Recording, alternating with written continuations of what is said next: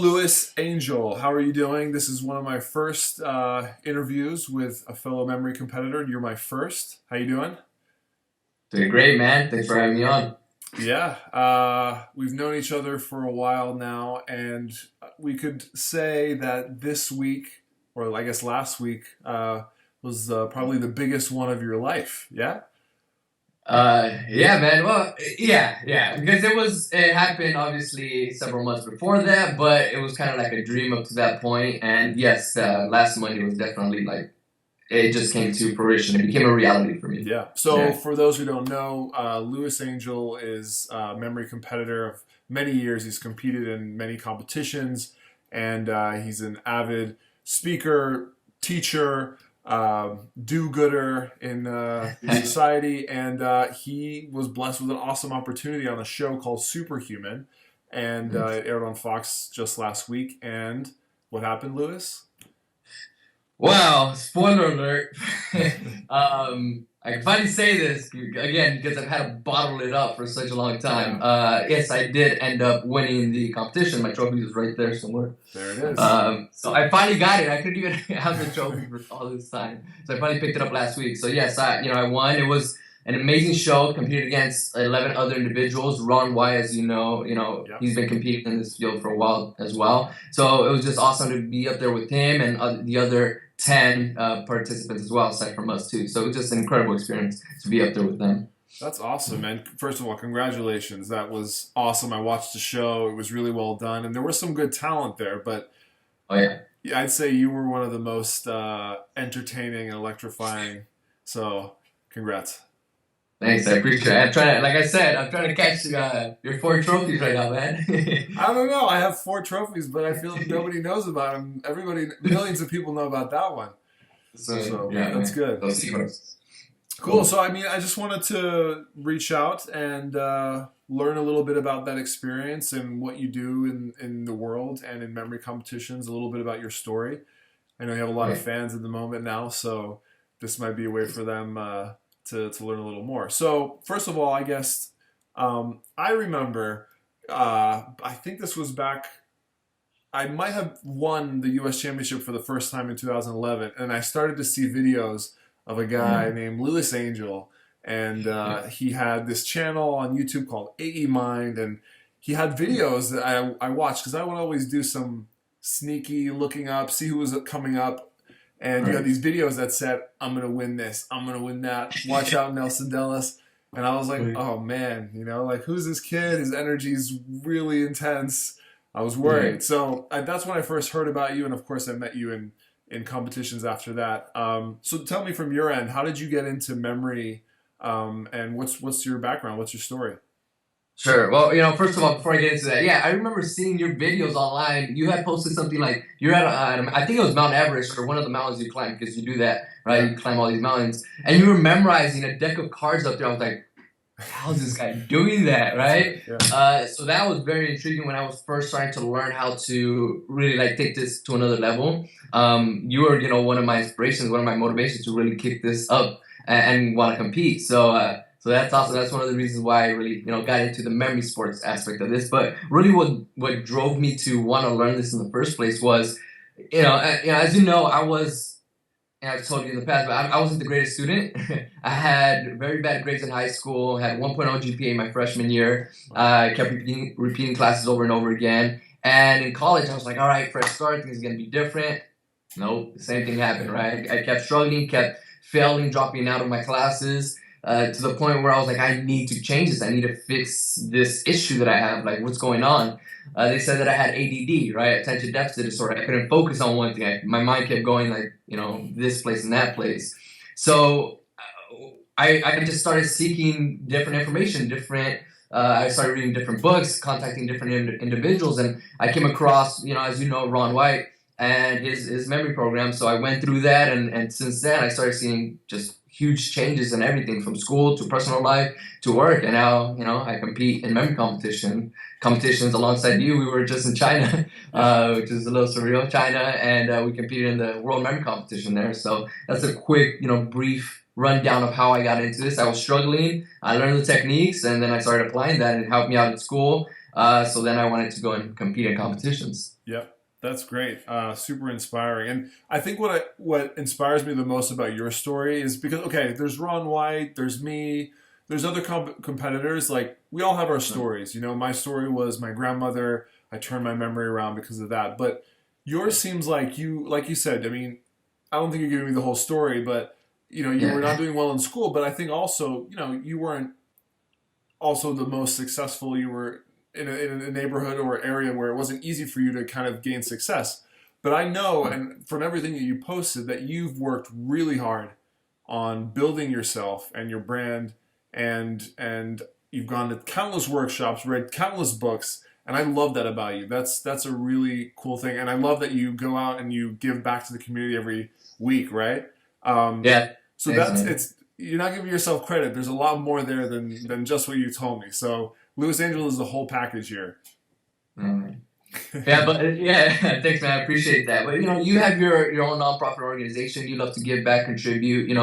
You help with the Alzheimer's foundations. I was just in Australia where we helped supported the Alzheimer's Association there. So I love what you're doing with that. But yeah, every single Tuesday we give back out here in my local community. We help feed the homeless. So it's just been a part of me since I was very young, right? Watching people around me do that. My mom. But yeah, like you said, we grew up not having much. My mom was going out there to these organizations, churches, all these different places to get boxes of food to be able to feed us when we were younger. So I just want to feel like I want to give back, even if it's a small portion of either my time, my energy, my efforts, whatever it is, just to people in need. So yeah, it's just something that I do on a regular basis. That's good. But let's talk about this for a second because I love this idea that you know there's a lot of people out there who want to improve their memory and maybe even forget memory. They want to do something with their lives. They want to get somewhere, goal set, Right. and achieve those goals and dreams. Yeah. You know, I know this, and you know this. We've spent a lot of time putting in hours for whatever it is, whether it's memory training or giving back or you know reading the books and thinking out plans and everything. Tell me how that has been important for you, because a lot of people think that sometimes you just get it, that you probably just got a call to be on the show and that was it. But there's Right. years of preparation there, right? Most definitely, man. I mean, you've been a part of a few shows. You know how that whole thing goes. It's not like they just stumble upon you and want to put you on one of these. No, they find you through different means. But yeah, like I have my bookshelves here. There's one off to the side. You can't really see the full thing, but it's full of books here. My closet's full of books. So that's been a part of me since I was 18. Growing up, I could barely even finish a book in like a year. Right now, I'm like reading through all these books in a matter of days. I can finish a whole book in a matter of days if I really want to focus on that. But yeah, that's been a huge part of my growth and my success up to this point is reading, consuming, surrounding myself with people that are motivated that just don't want to live life kind of let life pass them by, right? I surround myself with go-getters, people, like yourself that want to go out there and achieve great things in life, not just somebody that wants to settle for less than what they're capable of, right? Yep. So, all of that is important. Surrounding yourself with the right people, reading the right books, watching the right things. I don't watch TV, I watch a few videos here and there online, but the majority of the content that I do get, and you see some of my snaps, sometimes I'm posting like little motivational things on my Yep. Snapchats Yep. of like videos that I'm watching online or audios that I'm hearing, kind of just like lip singing through with the audio that I'm hearing, right? Just trying to motivate people any way that I can, but also it helps me out because I get motivated when I listen to that and I share that content with others. So yeah, all of that plays a part in growth and success. Going to the events, I've attended so many events, Tony Robbins events. Of that. You've done the firewalk yourself. I did the firewalk I think 8 times now. And each time that I do that, you're literally walking on like flaming hot coals. Every time that you do that, it's still an uncomfortable feeling, even though you know the end result. You know you're not gonna burn your feet off. But still, when you get up there, you're still like, oh man, what if I do burn my feet? What if this is the time where everything goes haywire? But no, you get up there, get nice, go and relax, let all the experiences in your past life or in your life kind of take over at that point, and you just go. You don't second think, you second guess yourself. You just go, and at the end of it, you're gonna be very excited, very happy that you went through that firewalk, and that's actually how prior to me going up on the stage at the show Superhuman, I literally view that as like the longest firewalk of my life, right? Yeah, that's a good right example. before Yeah. like meeting Cal Penn, and again, you know how that whole thing is, like doing an actual firewalk. It can be very intense. So I pumped myself up. I, pounded my chest. I was very high, high energy, very energetic. And then when I went out there, it kind of just felt like, okay, I can do this now, right? I can do this because I've done these firewalks in the past. And then you saw kind of the end result of that. So it's all about a culmination of different things: the books, the people you hang around with, the things you see, and the events you go to. So all that plays a huge part in life success. That's good. Yeah, I hope the people watching are, I'm sure they're really excited to hear that from you. I'd love to hear, let's talk about the superhuman experience. So you are the superhuman, the champion superhuman. But are you superhuman? Nah, man, I learned this just like anybody else, right? Anybody can learn how to do this. It's not like I had these special skills that are only reserved for a select few people. Like you yourself, you didn't just grow up with this, No, but you came out of the womb memorizing a deck of cards, right? It's something that you build upon. You saw what was happening in your family with your grandma, and you're like, I don't want that to happen to me or the people that I love. So let me train this right now. Same thing with me. I saw where I was at. I didn't want to be in that position for the rest of my life, so I just trained. I teach others how to do this. I have videos online, and I go and teach students. So it's something that anybody can learn. Even the other people up on that stage, they'll tell you some of them definitely do have gifts. Natural abilities, like John, the guy with the different cubes. There was like 18,000 pieces. I looked at that wall. I have absolutely no clue how he did it. He was trying to explain it to me, but I'm like, dude, that's just gift. That's a natural gift, natural ability. I know a lot of these other people you sneer, definitely natural gift, and also a lot of training, a lot of hard work. It's a mixture of both. Ron, obviously he trained heavily for this. So a lot of the people up there, some of them just natural gifts, and a lot of them though, it's just putting in the hours, putting in the time, putting in the effort to be able to do what we were able to do up on that stage. Yeah. So yeah, I heard. I don't know. I think Usnir is a good friend of mine. We were both from Miami, and we used to meet up for lunch at like Chipotle just to talk about his techniques, my techniques, and he always felt like the things I could do were just a bit too hard for him, and then likewise for me for him. Even though we were both like the mental calculation and the memorization world, they kind of overlap a little bit. But he's just a little too advanced on that end, and I think I'm too little advanced for his end. But I think he was telling me that the guy with the stickers it had something to do with some, how you do the magic eye, right? Something with crossing your eyes and trying to see these minute details. But still, even if that's the case, I have no idea how he was able to pinpoint one specific sticker, a Rubik's Cube size sticker.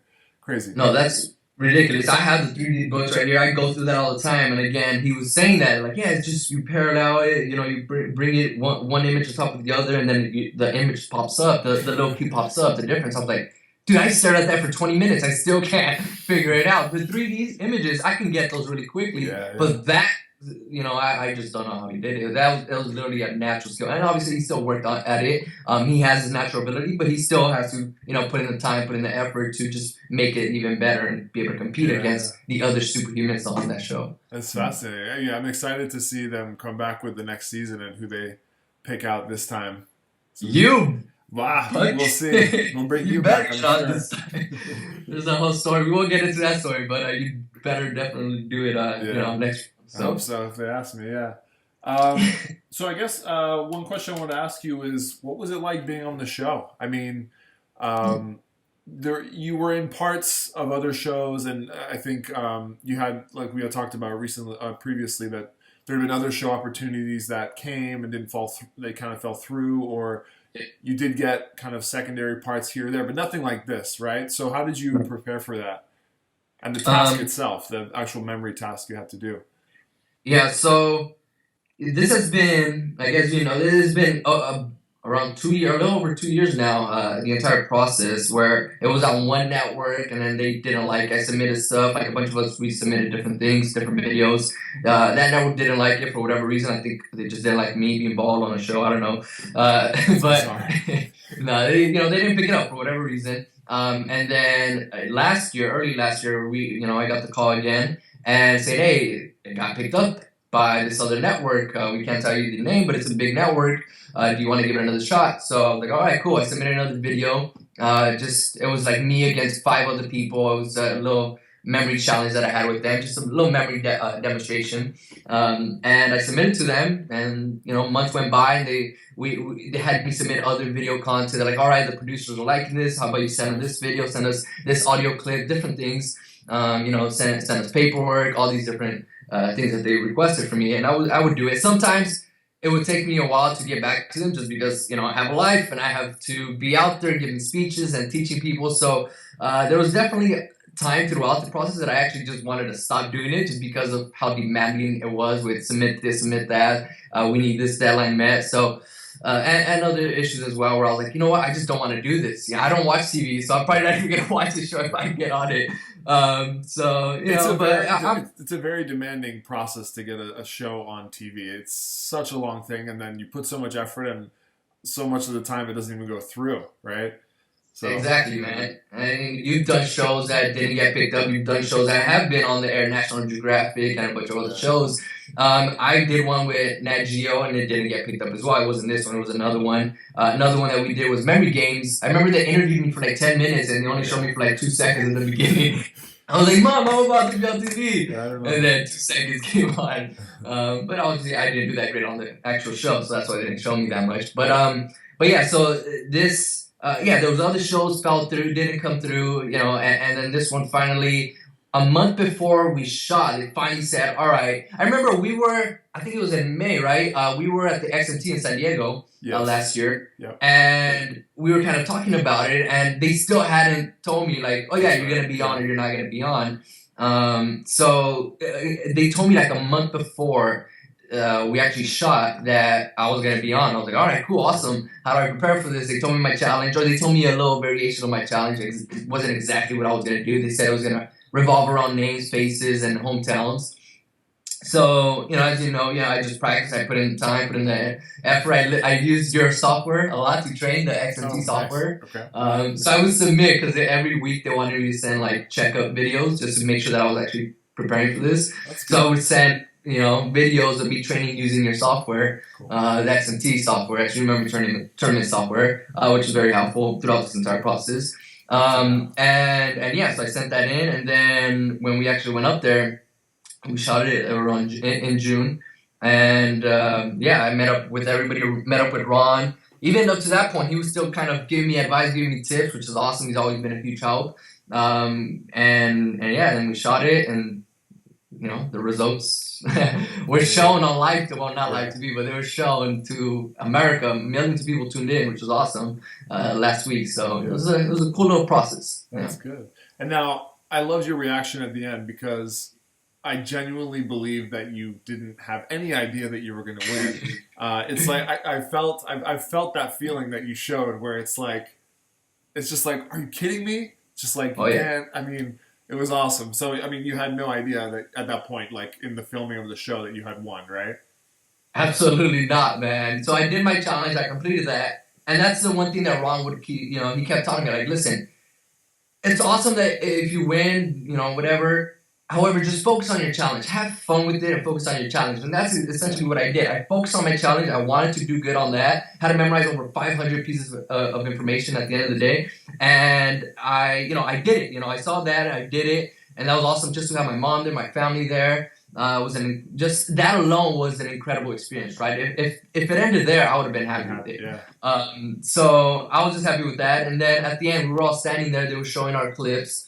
And we were standing in front of the audience before they voted. I was like, all right, cool. Everybody was awesome. I didn't get to see anybody's challenge up to that point because I was last. But just seeing the quick rundown, I was like, oh, man, that's awesome, man. I'm pretty sure these people are going to win, right? They have a better chance of winning than I do, because I don't think that what I did was really, that powerful or powerful enough to win over the audience vote. But because I thought other people, they had props, they had this, they had that. More visual things up on stage, like the laser maze and different things of that nature. But when they finally said, Cal Penn goes, and the winner is the Memory Master, I had my eyes closed, so I opened up my eyes and I thought it was Ron, right? Okay, Because up to that point I had no clue that they referred to me as a memory master. Okay. So I was like, all right, Ron won. So I was gonna go over, congratulate him, thanks a lot for everything, you deserve it. And then he says my name, and I was just like, and that's the reaction that you got where I turned around, I was discombobulated for a while. I was like, what is going on here? I had no clue what just had happened at that point. And yeah, that it was definitely a surreal moment. I had no clue, obviously, that was gonna happen. I was just happy for me to do my challenge, and then when I heard my name, I was just like, "Are you serious right now?" Yeah. Oh, awesome! I'm so happy for you. I mean, but I mean, you don't give yourself that much credit, but I think the audience voted on the whole package, right? Like what memorably stuck out in their mind. You know what I mean? Like it wasn't just. Because I agree. There were, in my opinion, if I had to go based on like the coolness or difficultness or craziness of one of the tasks, the stickers for me would have been that was the craziest because I have no idea how we did it. And even if there was a technique, I don't think I could learn it that easily. Whereas the memory stuff, we could teach it. That's what we do, Exactly. So it has to be a combination of you, your personality, your charisma on stage. So. Bravo, that was good. Thanks, man. I guess I'm curious, and I guess people who watch the show who are fans of yours now, what's next? What are you doing in 2016 that you know of? I guess. What am I doing? Right now we're doing the qualifiers for the XMT, the Extreme Memory Tournament. That's your thing, so hopefully I can do fairly well to qualify for that. If not, I'll definitely show up when that comes around. So that's this year. Well, so clearly the XMT it's a memory tournament I started, and we have these online qualifiers. It's the Extreme Memory Tournament.com if you want to check that out. And Lewis wants to compete. That's what you're saying. But also, even in the past 2 years, Lewis has been very helpful in helping with the social media and organization of the event. We have it every year. We've had it every year for the past 2 years, going on 3 in San Diego. And so either way, you're a part of it. So it's incredible. It's one of my, I think I haven't competed in it, but just doing the qualifiers I know, I have done in the past. That alone I think it's the most entertaining for me, the most fun memory challenge that I've done. And I've competed, in different competitions, but I think this one alone, just because it's quick, it's fast, the training itself, I mean, you can easily train for all these events very quickly. Now, it doesn't take hours upon hours like these other events. So I really enjoy your competition. You've done a very, very well. Good job with that, man. All right, so there's that. What else? What else are you doing? So we got that. We have, I'm just going to continue to do, people have been asking, so are you going to go and just spend all that money? And one, I haven't gotten the money yet, so I can't spend any of it. All right, you won $100,000. That's a nice check. Yeah, when it comes in, I'll be very happy about that. But definitely Obama's getting his cut.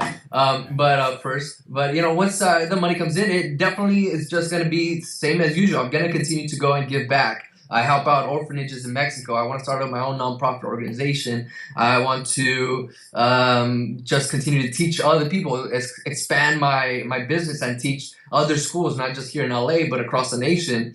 Do more online material, hire some people to help me create more online content. So it's just business as usual and just more of it. That's all it is. Continue to give back, continue to build the business, and continue to teach others. So that's it. Maybe go on a few trips here and there, a few fun trips aside from memory competitions. Because even though, I've gone to Australia, I've gone to all these places, but when you're there, it's kind of hard to go out and have fun because you're still thinking about the competition, right? You're still wanting to do good at, and prepare.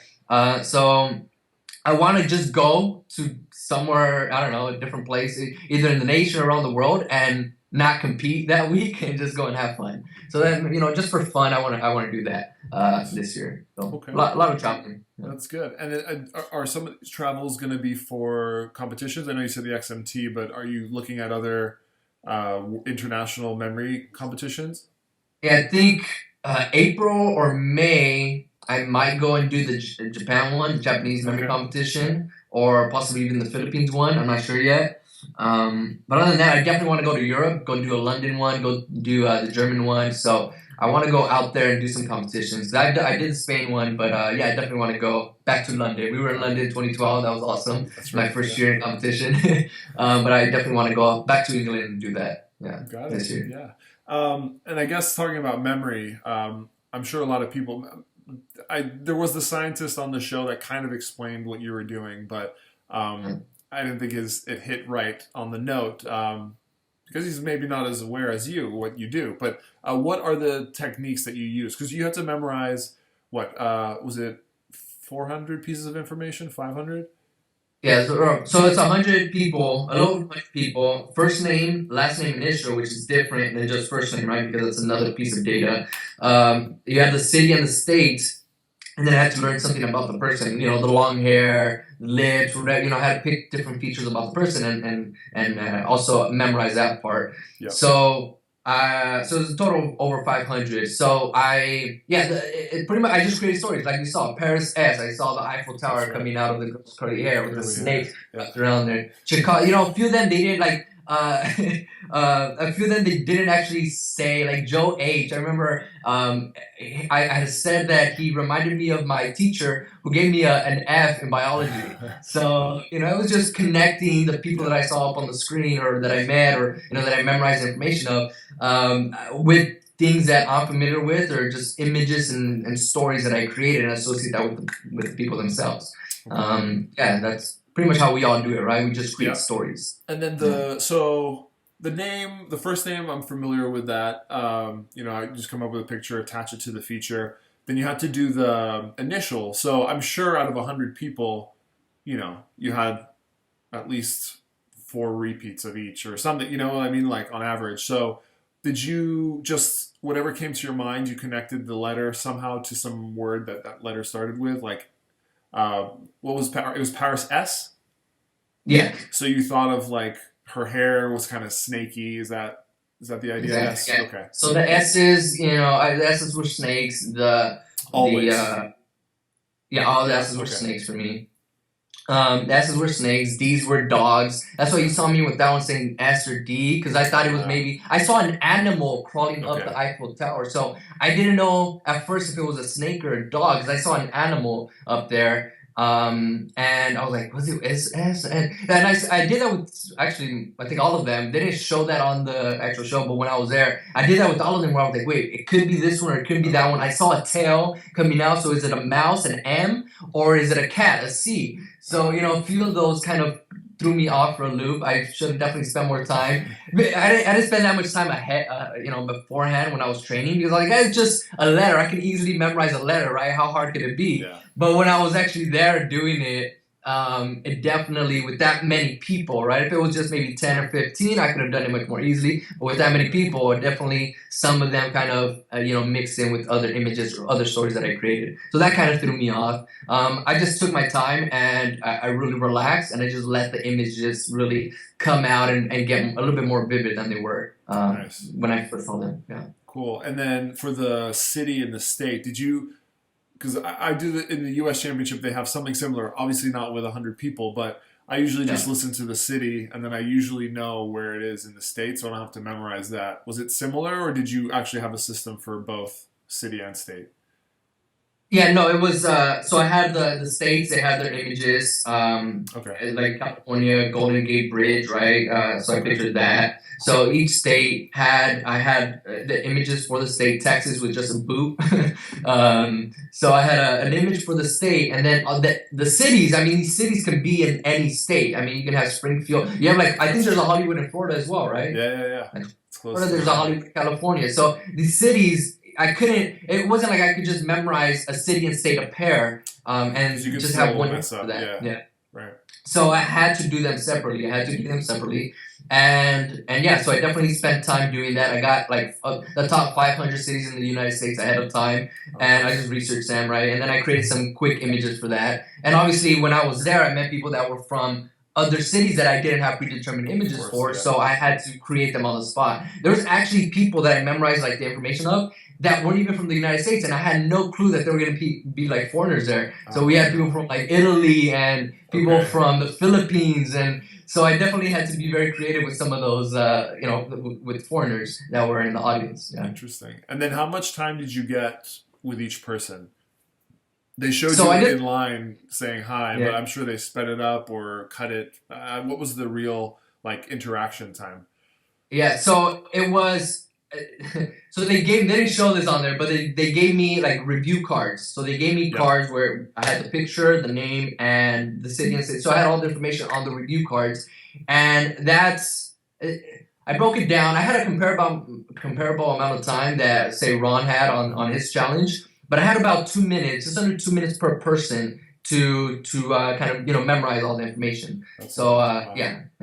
And then just so I get the idea, when you actually shook their hand, how long was that interaction? Did you like hang on for a second, or were you just like, this is the first wave through, and then you got a second review with the pictures? How did it work? Yeah, so no, I just met some of the people like when we were there, we shook their hands, and then the actual memorization came when I was doing the cards backstage. Got it. Cool. Yeah, I mean, a lot of us memory guys do the name thing before a speech, and we'll schmooze before, and I've also had to do some things like that where they give you a line of people, 30 plus, 50 plus people, and you got to shake their hand, next, and then they quiz you. That's actually really hard.